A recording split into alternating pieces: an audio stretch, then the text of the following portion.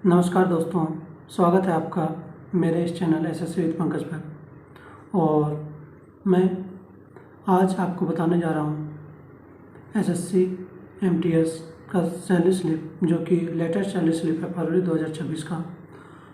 और यह मुझे 2 इंक्रीमेंट के बाद मिला है, यानी कि मैं करीब मई 2024 को ज्वाइन किया था डिपार्टमेंट, और यह सैलरी स्लिप है फरवरी 2026 की।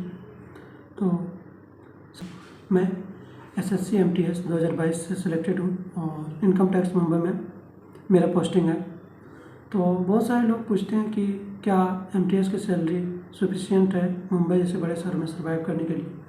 तो दोस्तों, मैं आज आपको ये सब सारे डाउट दूर करने वाला हूँ, तो वीडियो के लास्ट तक बने रहिएगा। तो सबसे पहले हम चलते हैं सैलरी स्लिप पे। तो मैं एमटीएस जो है लेवल 1 का जॉब है, और जिसमें बेसिक पे 18,000 से स्टार्टिंग होता है। यानी कि अगर आप ज्वाइन करते हो फर्स्ट टाइम तो आपका बेसिक पे 18,000 होता है। तो लेकिन ये बेसिक पे है, इसमें बहुत सारे अलाउंसेस मिलते हैं। तो सबसे पहले अलाउंस में डियरनेस अलाउंस मिलते हैं, जिसे महंगाई भत्ता बोला जाता है। और ये करीब डियरनेस अलाउंस जो है वो आपका बेसिक सैलरी के अभी 58% चल रहे हैं। तो इसमें 19,100 मेरा बेसिक है, और 19,100 का 58% करीब 1,178 रुपये होता है। ये महंगाई भत्ता है। और उसके बाद फिर हाउस रेंट अलाउंस, जिसे किराया बोला जाता है।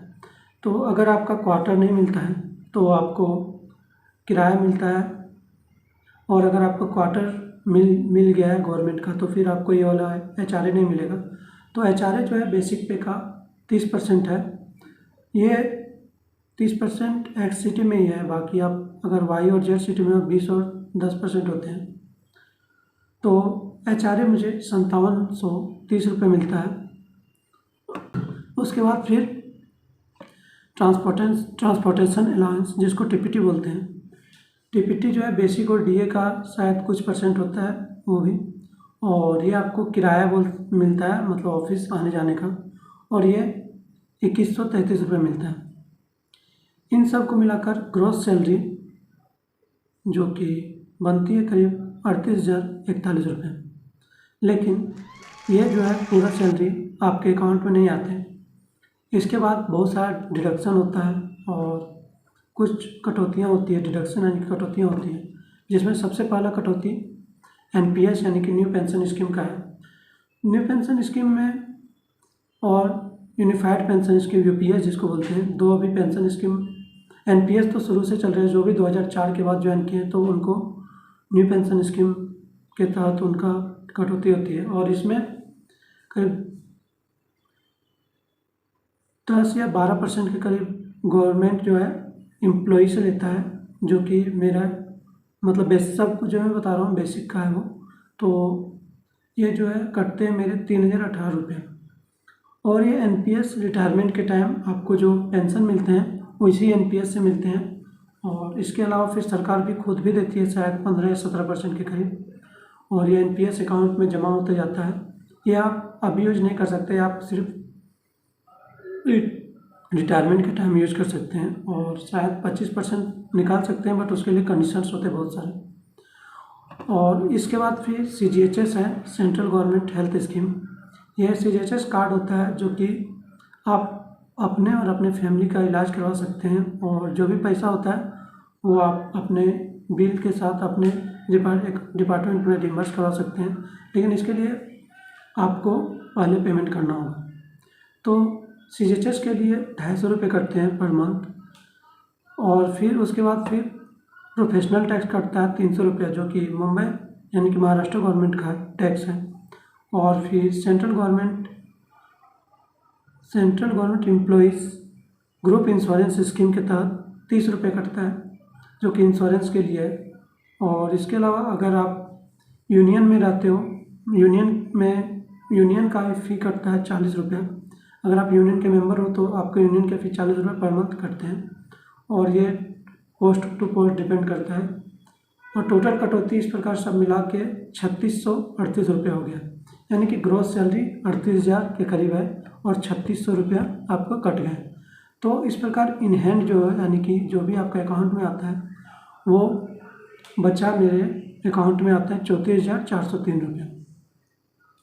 तो ये एक बैचलर लाइफ के लिए एक सफिशियंट है अमाउंट है। हाँ, लेकिन थोड़ा सा मुंबई में अगर आपका जॉब है तो मुंबई में स्ट्रगल है, यानी कि आपको अगर लोकल का डेली सामना करना पड़ेगा। ऑफिस जाने में थोड़ा दिक्कत होता है, भीड़ भाड़ बहुत ज़्यादा है, ट्रैफिक यहाँ पे बहुत ज़्यादा है मुंबई में, थोड़ा इस चीज़ का थोड़ा इशू है। बाकी अगर आप स्टार्टिंग में हैं तो छोटा जॉब भी बहुत होता है। किसको अगर आपके पास कोई जॉब नहीं, इससे अच्छा तो MTS है, कम से कम आपके कुछ पैसे तो आ रहे हैं, आप आराम से बहुत अधिक भी खर्च कर जाते हो, बचा सकते हो, करीब आप बचा सकते हो अगर आप चाहो तो। थोड़ा सा मतलब आप अगर ध्यान दो इस बारे में तो। और अगर आप बैचलर हो तो आप शादीशुदा के बारे में तो नहीं पता उसका क्या खर्च होता है। तो ये सैलरी ठीक है अगर आप और फिर आप तो CGL तो सभी देते हैं, मैं भी CGL दिया हूँ और CGL 2026 का तैयारी कर रहा हूँ। 25 तो मेंस दिया लेकिन हो नहीं पाया। तो इस प्रकार जो है सैलरी के बारे में बात हो गया। और इसका अगर आप छुट्टी के बारे में बात करें तो आपको छुट्टी ठीक ठाक मिल जाता है। जैसे आपको प्रत्येक 6 महीना में 15 छुट्टी मिलता है अर्नड लीव, और साल भर में 8 CL मिलते हैं और 2 RH मिलते हैं, यानी कि रिस्ट्रिक्टेड हॉलीडे जिसको बोला जाता है। और फिर आपका हाफ पे लीव या मेडिकल लीव मिलते हैं, आपके 10 मिलते हैं, हाफ करके 20 मिलते हैं टोटल प्रत्येक 6 महीना में 10-10, यानी कि आपका 10 दिन का वो हाफ पे लीव है, लेकिन उसके लिए मेडिकल सर्टिफिकेट चाहिए होता है। तो उसको छोड़ के अगर आप देखें तो 30 छुट्टी अगर आपको EL का मिल गया, कैजुअल लीव आपको 8 और 2 RH 10 मिल जाते हैं। इस प्रकार अगर आप देखो तो अच्छा जॉब है ये। अगर उसके बाद तो CGL का तैयारी करना होता है ये सबको, तो पढ़ने का टाइम भी मिल जाएगा आपको अगर आप डिपार्टमेंट ज्वाइन करते हो तो।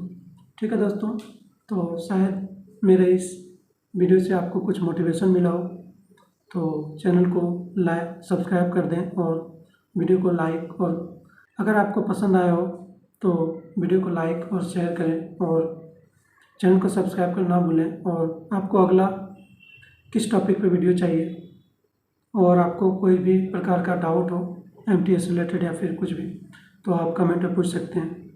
ठीक है, धन्यवाद, मिलते हैं अगले वीडियो में।